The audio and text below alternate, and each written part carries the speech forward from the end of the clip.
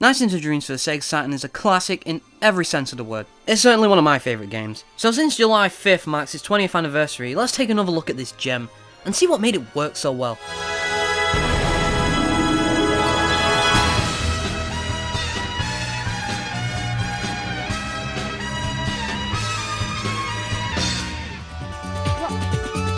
Now you might be confused by what's actually going on in this game. There's a kid turned into a jester and flying around in the sky. What is this? What is this nonsense? Well, the story of this game is somewhat hidden away in the manual, and the cutscenes that play if you wait on the title screen.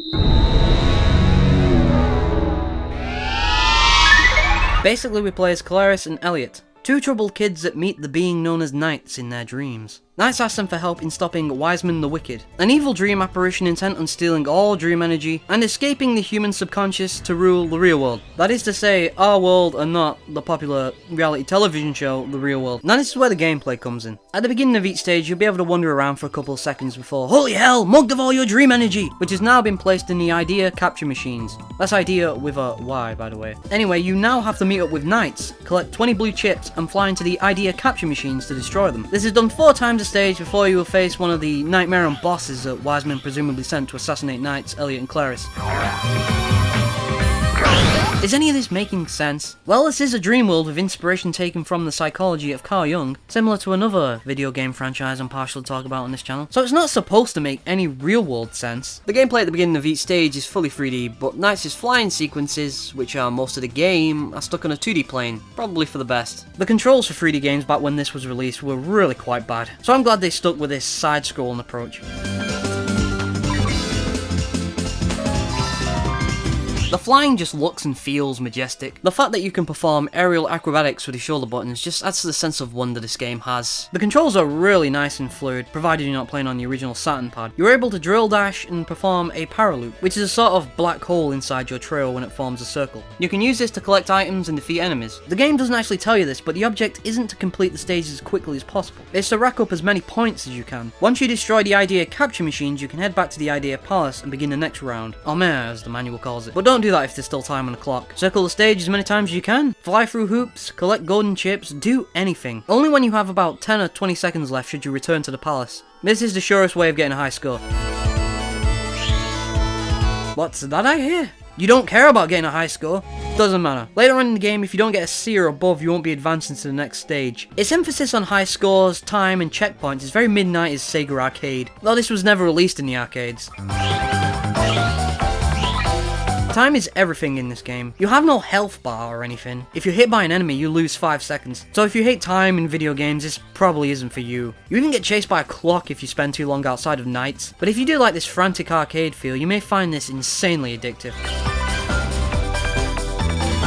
I've played through these stages many times just trying to beat my high scores. Endless amounts of fun. Aha! Take that, Sonic and Tails! I beat your perfectly low high scores. Unlike Sonic, I don't chuckle. I love the gameplay in this game, but it's not perfect. Depending on how fast you're moving, it can be hard to know where you're flying. There's even sections that still give me trouble today, and I played this game loads of times.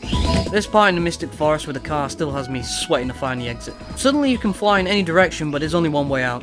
I hate this part. But the game's layout is really good most of the time, with branching pathways that encourages exploration. In fact, it's good just to play leisurely through the stages, taking in the sights and looking for the lost little NiGHTopians. This game has many little subtle details scattered throughout, but the NiGHTopians are the most overlooked. Their mood can change if you scare them, and this can even affect the stage's music. Speaking of which,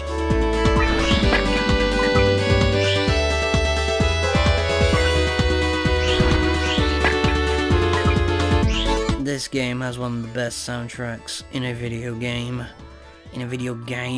No hyperbole. It's the Sega sound department's masterpiece. They've made a lot of cheesy fun soundtracks like Daytona USA. Rolling Stone! But the soundtrack to this game is just good. Each track perfectly represents the stage it accompanies. So much so that I don't even think you need to see the game for the music to bring the right imagery to mind. And the fact that there are multiple versions of each track is just insane. A lot of love went into this music.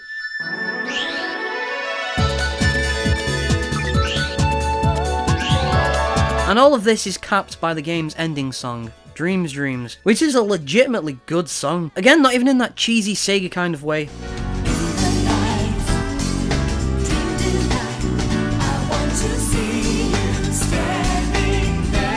Its addictive, energetic gameplay, its style, its music, its subtle yet endearing little story makes this just such an enduring game in my eyes. These cutscenes that you get at the beginning and end of the game create such a perfect, dreamlike tone. Similar to a dream, you may not understand it on a logical level, but you feel it. I have no doubt that the game was made deliberately vague for this very reason.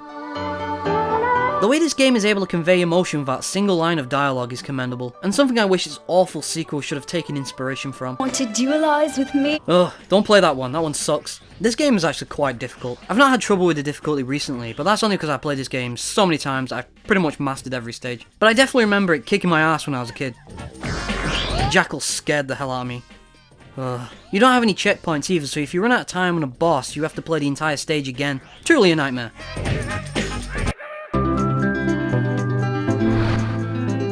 My favourite boss is the final one against Wiseman, if only because of this really creepy introduction.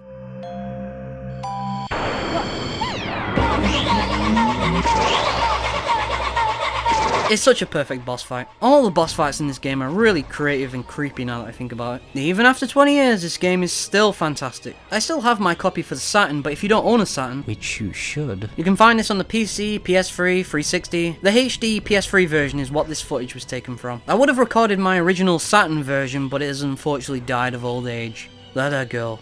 Gone, but not forgotten. Yeah, I know that's a PlayStation, I don't remember where I put my Saturn. So do I recommend this game? Well, I did say it was one of my favourite games, so... Here's to another 20 years of NiGHTs. If only we could get a good sequel. Now there's a dream.